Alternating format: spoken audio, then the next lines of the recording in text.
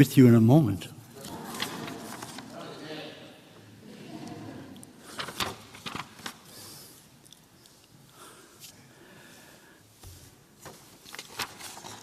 The Lord be with you. A reading of the Holy Gospel according to Luke. Jesus spoke to the crowd about the kingdom of God. And he heard of those who needed to be cured. On the day he was drawing to a close, the 12 approached him and said, "Dismiss this crowd so that they can go to the surrounding villages and farms and find lodging and provisions, for we in a desert place here." He said to them, "Give them some food yourselves." And they replied, 5 loaves and 2 fishes are all we have, unless we ourselves go and buy food for these people. Now the men there numbered about 5,000.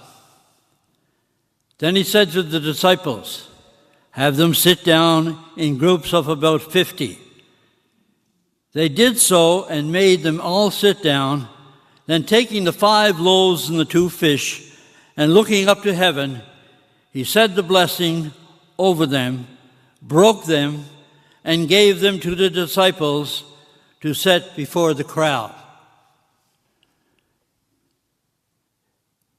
They all ate and were satisfied. And when the leftover fragments were picked up, they filled 12 wicker baskets. My brothers and sisters, the gospel of the Lord. That's there for you, Pat.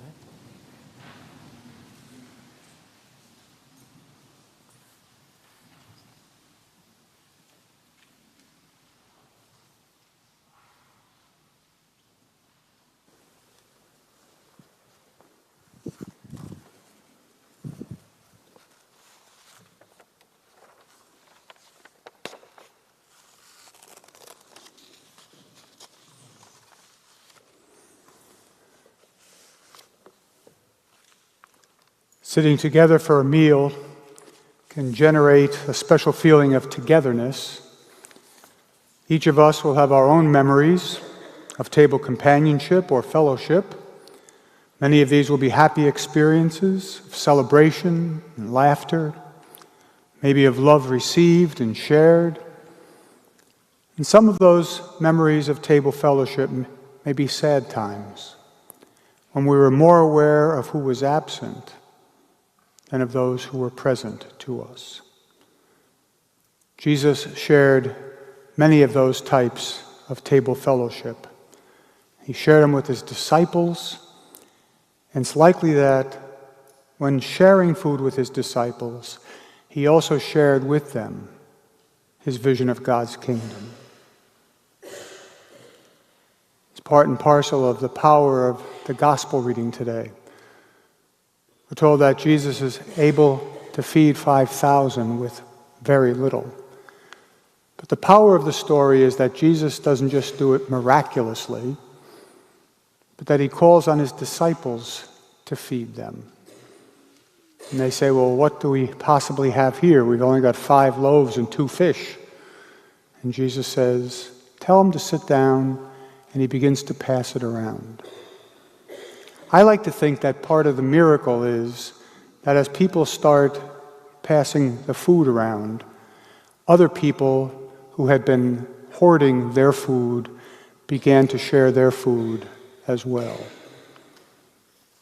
They're in a deserted place, remember? You don't come out to a deserted place without something to snack on. Now, who knows? Maybe he just multiplied them all. That's a good one. But I think sometimes the greater miracle is when we can open our hearts and begin to share what we have and how we have it. Later in the gospel, Jesus is going to share a table with his disciples. And he's going to tell them something of his mind and heart as he does so.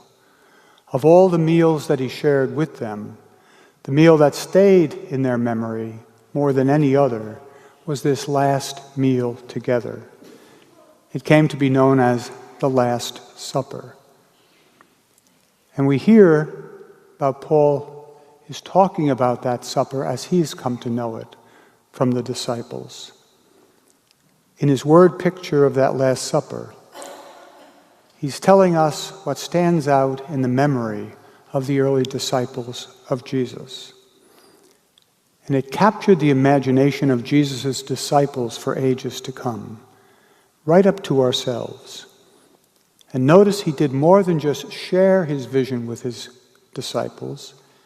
He gave them a way to see himself as he had never done before, and in a way that anticipated the death that he would die for them and for all on the following day. In giving himself in the form of bread and wine of the meal, he was declaring himself to be their food and drink. And in calling on them to take and eat and to take and drink, he was asking them to stand with him, to give themselves to him as he was giving himself to them. And it was because of that Last Supper and what went there before and after that we're here in this church today. Jesus intended his Last Supper to be a beginning rather than an end.